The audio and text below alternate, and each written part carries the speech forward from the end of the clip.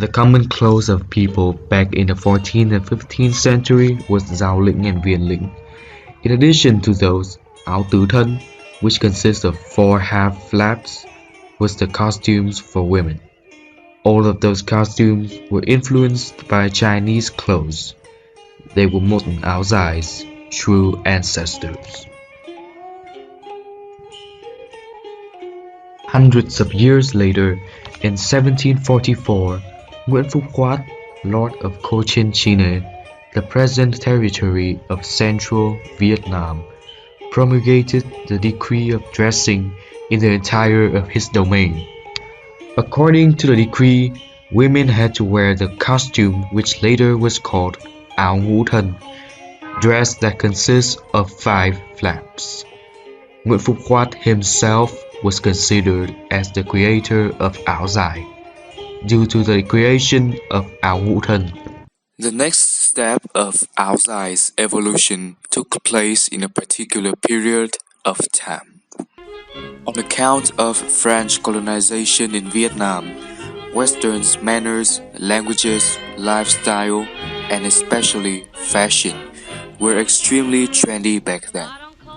In 1934, a young artist named Nguyễn Cát Tường, alias Lemuel, made an effort to innovate traditional Áo tứ thân into a more fashionable and westernized variant which he called Áo dài Lemuel.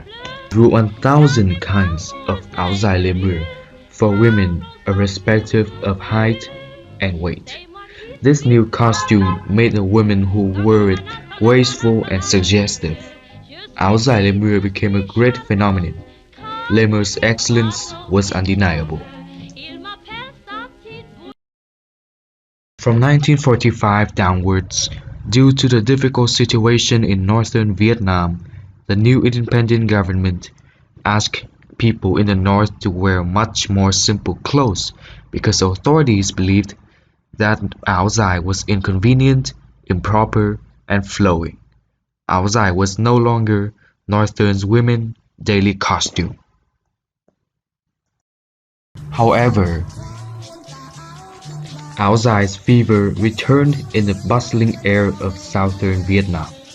The society of southern Vietnam in the 60s was truly wonderful.